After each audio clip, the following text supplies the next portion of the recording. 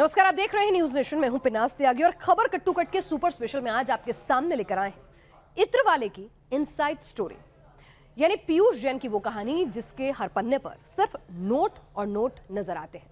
150 करोड़ की बरामदगी से शुरू हुआ सफर अब 250 करोड़ की तरफ बढ़ता जा रहा है और इस बीच पीयूष जैन से जुड़े नए नए खुलासे भी सामने आते जा रहे हैं। आज हम आपको दिखाने जा रहे हैं पीयूष जैन का वो बिजनेस जिसके बारे में कम ही लोगों को पता होगा। ऐसा क्या करता था पीयूष जैन जो उसके पास इतना पैसा आ गया, और आपको बताएंगे पीयूष जैन की जिंदगी का वो पहलू जो सुनकर आप भी चौंक जाएंगे कि भाई आखिर करोड़ों का मालिक जिसके घर में 150 करोड़ से ज्यादा चीजें जो है नोट पड़े पड़े हैं, वो पांव में हवाई चप्पल पहनकर आखिर स्कूटर से क्यों चलता था। इंद्रलोक जिसने खड़ा किया करोड़ों का साम्राज्य, देखिए न्यूज नेशन की इन्वेस्टिगेशन रिपोर्ट में।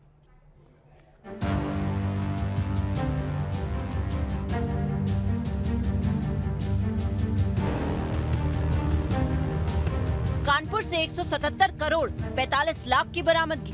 कन्नौज वाले घर से मिले 19 करोड़ रुपए। 64 किलो सोना जिसकी कीमत है 32 करोड़ रुपए। 600 किलो चंदन का तेल जिसकी कीमत है 6 करोड़ रुपए। कुल जमा 234 करोड़ रुपए। 4 दिन के अंदर 234 करोड़, यानी औसतन हर दिन तकरीबन 80 करोड़ की बरामदगी। पीयूष जैन के इत्रलोक का जो दरवाजा खुलता है वहाँ से मानो अकूत रकम और सोना चांदी का ढेर निकल आता है।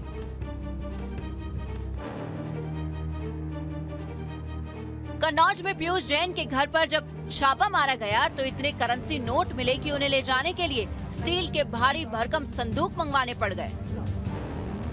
17 करोड़ रुपए तो कैश मिले थे। पीयूष जैन के ठिकानों पर अब तक छापेमारी जारी है।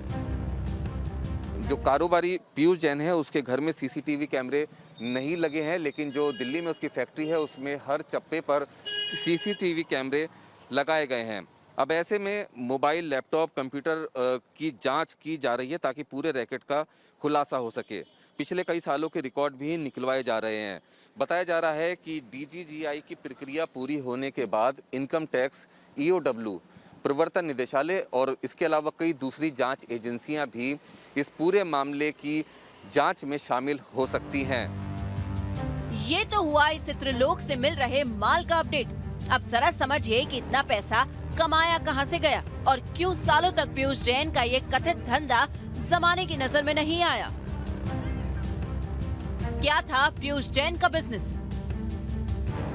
पीयूष जैन के कारोबार का केंद्र था पान मसाला और इस इंडस्ट्री में पीयूष जैन की मजबूत पकड़ थी। लेकिन पीयूष जैन खुद पान मसाला नहीं बनाता था, बल्कि वो एक ऐसी चीज सप्लाई करता था जिसके इस कारोबार में बड़ी डिमांड है। इस उत्पाद को कहा जाता है कंपाउंड।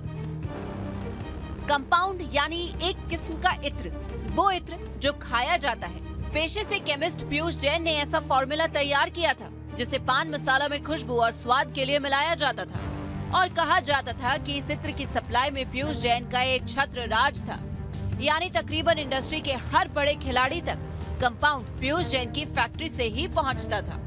पीयूष कंपाउंड बनाता था और उसकी जो खुशबू थी वो बेहद लोगों को पसंद आई थी और कहीं न कहीं चाहे वो बड़ा पान मसाला व्यवसायी हो या छोटा पान मसाला व्यवसायी हो, अधिकतर लोग पीयूष से ही कंपाउंड का फॉर्मूला लेते थे। और बड़े बड़े जो पान मसाला कारोबारी हैं वो उत्तर प्रदेश के साथ साथ कई राज्यों में जो थे वहाँ पर पीयूष की मोनोपोली चलती थी। एक आंकलन के मुताबिक साल 2020 में सिर्फ भारत में पान मसाले का कारोबार 45,000 करोड़ से ज्यादा का था और अगले 5 साल में ये 65,000 करोड़ तक पहुंच सकता है। अब आप अंदाजा लगा सकते हैं इतनी बड़ी इंडस्ट्री में पीयूष जैन की सप्लाई थी, लेकिन सामने से पीयूष जैन कुछ अलग ही नजर आते हैं। जब छापे के बाद पीयूष जैन को पुलिस थाने में ले जाया गया तो वो दरी बिछाकर थाने के फर्श पर ही सो गया था। जब पुलिस ने उठने के लिए बोला तो एक साधारण आदमी की तरह उठा, जूते पहने और जांच के लिए चलने को तैयार हो गया। यानी पीयूष जैन किसी को ये भनक नहीं लगने देता था कि वो कितने बड़े बिजनेस एम्पायर का मालिक है। पीयूष जैन कैसे देता था झांसा? ये बात सामने आ चुकी है कि पीयूष जैन से जुड़े कुछ लोगों के ट्रक्स गुजरात में पकड़े गए थे और वहीं से डीजीसीआई की टीम पीयूष जैन का सच खंगालने में जुटी थी। लेकिन इन खबरों को गौर से समझेंगे तो आपको पूरा खेल समझ आ जाएगा। पीयूष जैन के सहयोगियों की गाड़ी में माल लाखों का लदा होता था, लेकिन फर्जी इनवॉइस यानी बिल सिर्फ 50,000 या उसके आसपास की रकम के बनाए जाते थे। यानी सीधे सीधे ये रैकेट टैक्स चोरी का था। जब रेड हुई तब इन अधिकारियों की जो आंखें हैं वो चौंक गई, क्योंकि पीयूष जैन के घर से करोड़ों का काला धन बरामद हुआ। फिलहाल इस टीम ने पीयूष जैन के बारे में सारी जानकारियां और उनके सारे कच्चे चिट्ठे जो है वो ले लिए हैं और बताया ये भी जा रहा है कि पीयूष जैन को संभवत जो है वो अहमदाबाद भी लाया जाएगा, क्योंकि अहमदाबाद यूनिट ने ये रेड कंडक्ट की थी। और बताया ये भी जा रहा है कि पीयूष जैन के आसपास जितने भी लोग जुड़े हुए हैं, खास तौर पर पैसों के लेन देन के मामले में, उन सभी की जांच होगी। झांसा देना मानो पीयूष जैन और इसके कथित रैकेट में शामिल लोगों की फितरत का हिस्सा था। टैक्स चोरी के लिए फर्जीवाड़ा किया जाता था, तो अपनी निजी जिंदगी में पीयूष जैन मानो पूरी दुनिया को घनचक्कर बना देता था। मीडिया रिपोर्ट्स के मुताबिक पीयूष जैन कानपुर और कन्नौज में एक पुराने स्कूटर से सफर करता था। उसके घर में 15 साल पुरानी एक हैचबैक कार खड़ी रहती थी और अपने गार्ड को वो सिर्फ 7,500 रुपए की सैलरी देता था। सबसे हैरत की बात आपको बताएं कि अपना वैभव, अपनी संपत्ति को छिपाने के लिए पीयूष जो अपना प्रोफाइल था वो बेहद लो रखता था, बहुत साधारण तरीके से रहता था। और हैरानी की बात है कि शादी ब्याह में जब पीयूष जाता था तो एक पुरानी स्कूटर से जाता था, एक पुरानी सेंट्रो कार इसके पास थी, वहाँ जाता था। और जो लोग हैं वो बताते हैं कि पीयूष जब भी किसी शादी ब्याह में जाता था तो कभी कभी तो हवाई चप्पल पहनकर वहाँ पहुँच जाता था, जिससे लोगों को शक न हो। 7,500 ऐसी रकम तो कोई भी छोटा मोटा बिजनेसमैन अपने गार्ड को दे ही सकता है, और इसी वजह से किसी को इत्रलोक में करोड़ों के खेल का रत्ती भर अंदाजा नहीं होता था।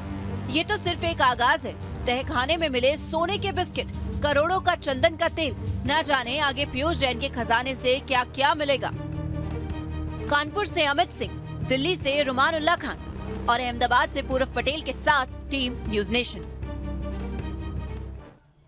कुछ मीडिया रिपोर्ट्स में पीयूष जैन के इंटरनेशनल कनेक्शन का भी जिक्र किया गया है। इन रिपोर्ट्स के मुताबिक पीयूष जैन अपना एसेंस यानी कंपाउंड बनाने के लिए कई देशों से केमिकल मंगाता था। ये chemical France, Germany, Australia, Japan, चीन, कुवैत, इंडोनेशिया, नेपाल, सऊदी अरब और ईरान से मंगाए जाते थे। पीयूष जैन के घर और गोदाम पर जब छापे हुई तो 10 देशों के केमिकल मिले हैं बताया जा रहा है। छापों के दौरान तकरीबन 100 ऐसे सैंपल्स मिले हैं जो विदेशों से आए थे या फिर विदेश जाने वाले थे। इन सैंपल्स की पूरी जांच से ही पता चलेगा कि क्या पीयूष जैन का ये धंधा, या यूं कहें टैक्स चोरी का कथित रैकेट, विदेशों तक भी फैला हुआ था। आगे बढ़ते हैं।